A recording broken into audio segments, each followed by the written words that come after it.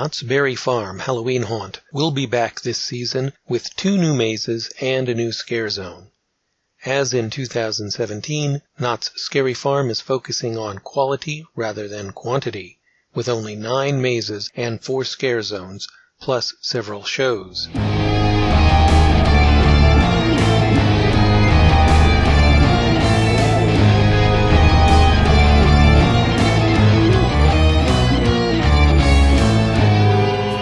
New this year are Forsaken Lake, Dark Entities, and The Depths.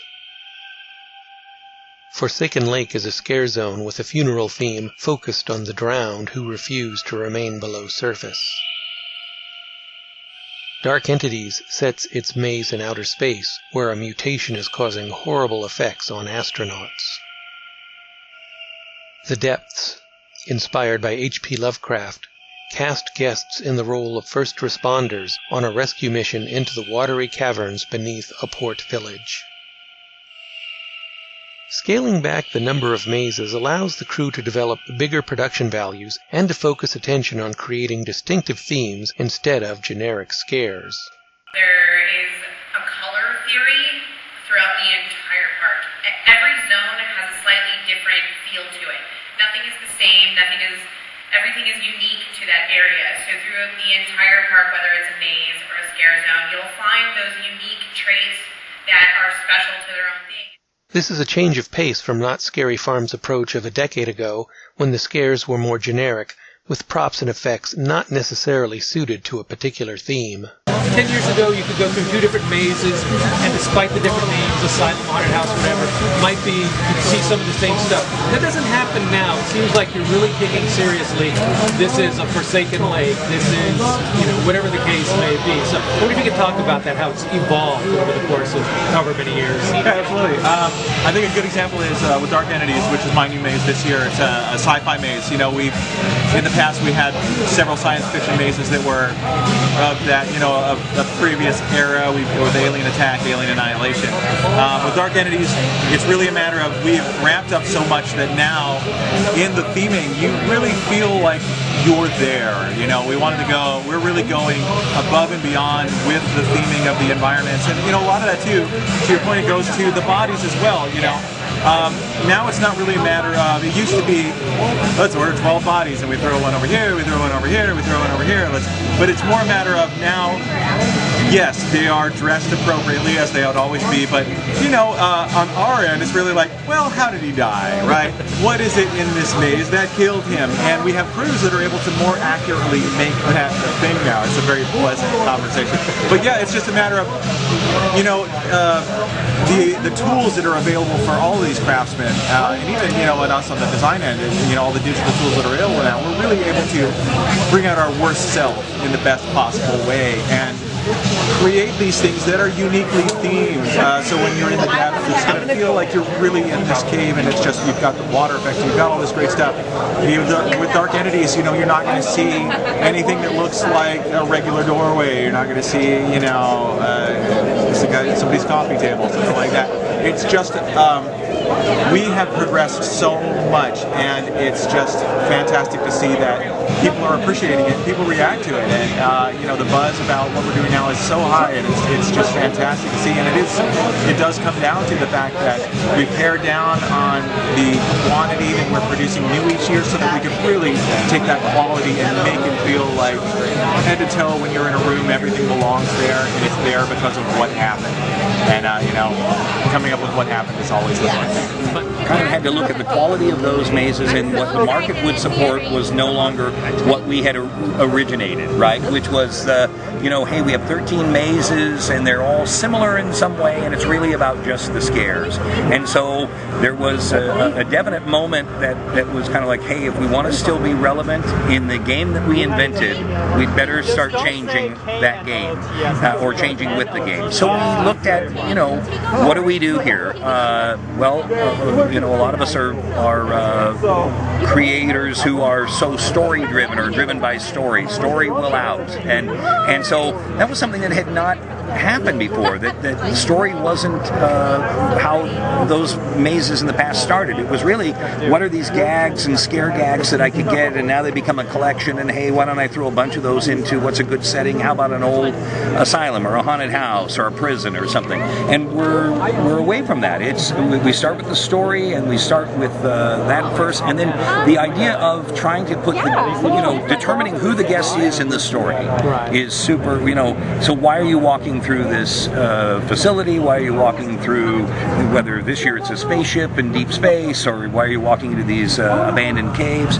And so that's changing. The details on the mazes are getting more and more immersive and intricate. And so I think the 2 mazes we have this year are the most ambitious things we've done. And then we love adding Easter eggs to everything. So that's kind of fun. I'm a person who feels like you shouldn't promise everything. If I promise you something, by the time I tell you all about it, you'll be disappointed when you see it. But if you discover it, it's 100 times better as an experience. Since our new creative director, the vice president of creative director, Ken Parks came in, we've really emphasized trying to discover it. I think that's probably the root of your question, is the fact that we really want people to come into a scare zone or into a maze and kind of have the sense of they've discovered it for the first time. So I think in the Hollows, there's a whole story that plays out throughout the evening. Now, you don't need to sit and catch it every time. You can't catch it up a little bit, but it's almost, it's very immersive. So you see characters interacting with each other.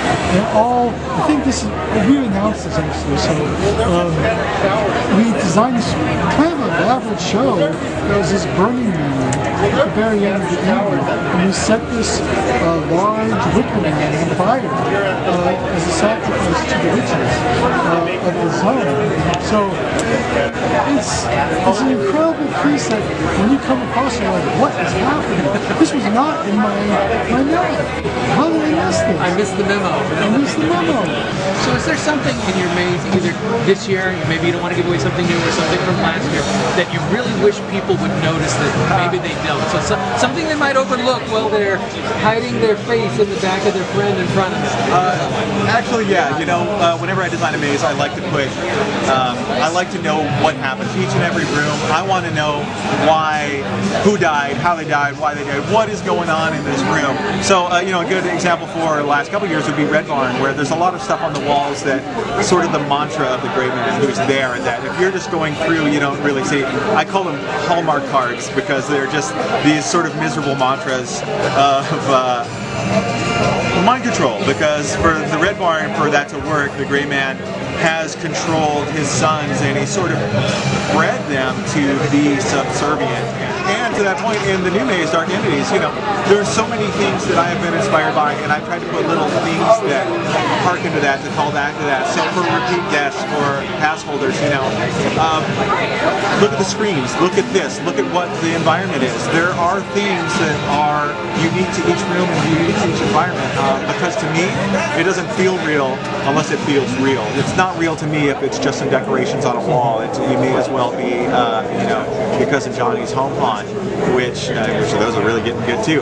But it's about being creatively satisfied, so that if I know what happened in this room, I can tell the crews what happened in this room, and they're able to really make that a reality. So every room should feel like it has history and story. Cool. For Knott's Scary Farm 2018, Immersion is the name of the game. Not just in the mazes, but everywhere. The goal is to transform the entire park for Halloween. So we have all of these unique settings, and so we just want to take advantage of all of that. Last year we had Engine 41, which we had never put out into the park, with this gigantic piece of machinery that made this wonderful photo opportunity set piece. We added an interesting atmosphere character in front of it that just helped with the placemaking. And so we're really striving to do that. That as you walk in the gate, there really is no place that you can turn that you don't find something that's connected to Halloween.